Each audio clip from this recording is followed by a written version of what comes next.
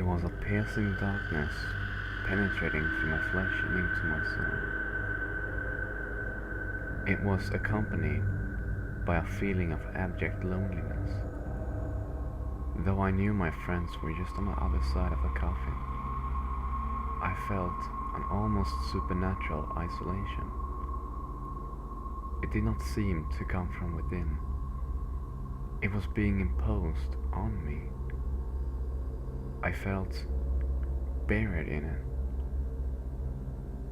I sniffed the air and nearly retched.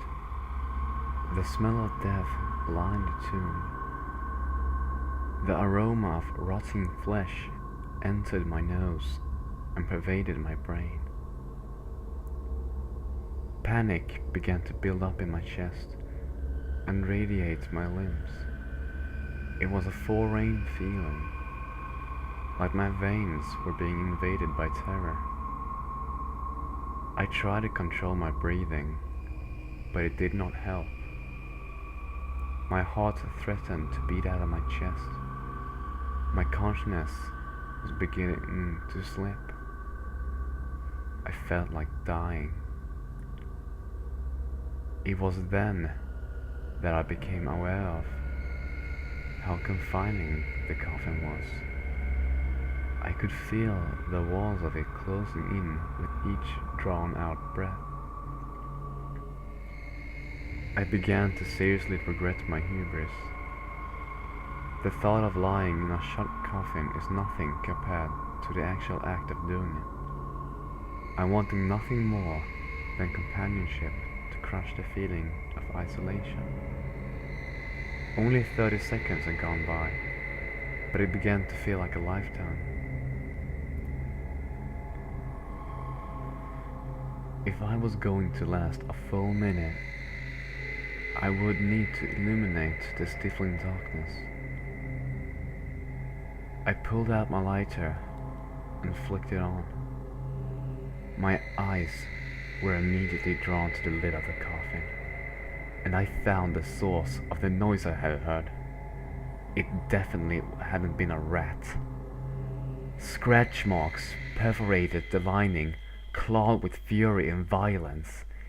It was streaked by unmistakable hue of blood. I reeled in horror when I realized fingernails, sharp and mangled, were caught in the crimson-streaked fabric. I gagged as I saw strips of flesh dangling from the detached cuticles. All pretense went out of the window. I kicked and screamed and shrieked, "Let me out!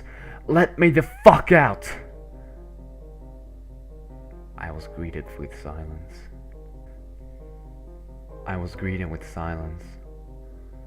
I pushed at the lid of the coffin with strength I didn't even know I had, but to no avail. "This isn't funny! Open the coffin! Now!" I continued to struggle. Seconds turned into minutes. Minutes turned into hours. Eventually, I gave up in exhaustion. Had they really left me? The pervasive sound of silence seemed to indicate this. My mind searched for a reason behind my abandonment.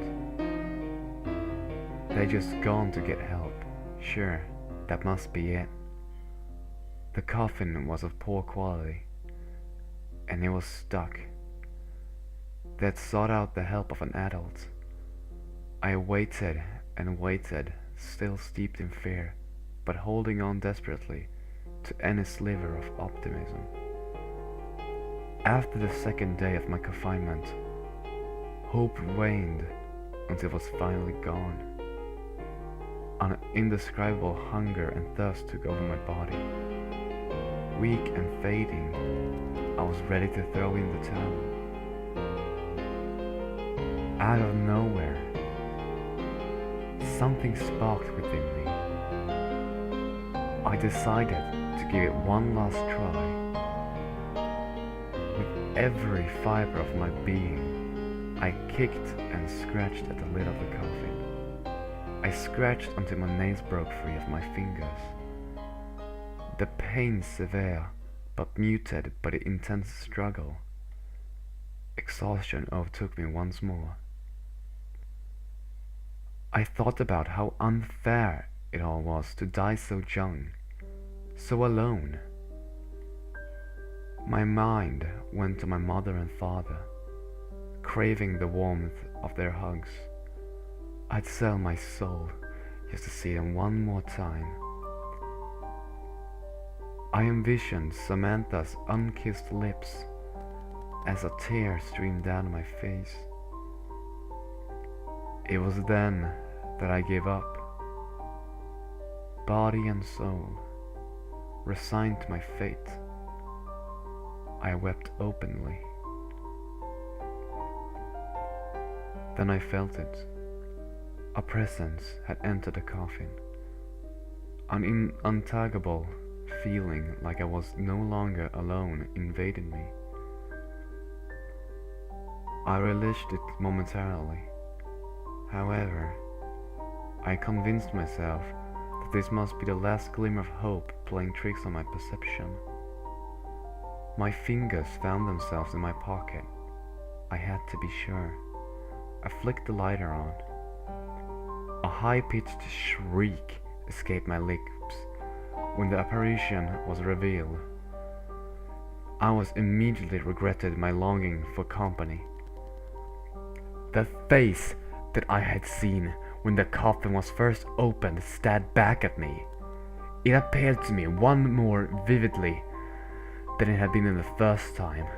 The face twisted in agony and horror, its pale skin stretched perversely across its cheek as it lingered in front of me, its dead eyes boring a hole into me with such intensity I couldn't help but stare back. Grotesque and gnarled, its mouth open as it began to descend ever closer, inch by inch. I closed my eyes and prepared for death. The ghost spoke. Confusion ran through me. Had I heard it right? Before I had time to react, the coffin swung open. I let out screaming as I did. Everyone stared at me with incredulous eyes. My appearance and demeanor must have been shocking, to say it at least. Jason, that insufferable asshole, chimed in. Jesus, dude, you've only been there for like 2 seconds. Chill the fuck out. I climbed out of the basement and biked home relentlessly, with feet that no longer belonged to me. The thought of Samantha's lips completely secondary to something else I had to do. I never did get that kiss, by the way. Something I regret to this very day. I got home and hugged my mother and sobbed into her arms until I fell asleep.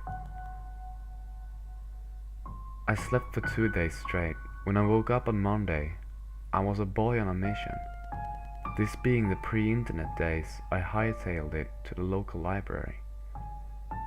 I had to know what really had occurred at the Thompson funeral home. My research was fruitful. This is what I discovered. The funeral home had shut down a year prior, and its owners were thrown in jail. Harry and Anthony Thompson had done something so despicable that it became a town's shame. To make money, they had dug up recently buried bodies in a cemetery plot. They sold the corpses to unwitting medical schools and recycled the coffins.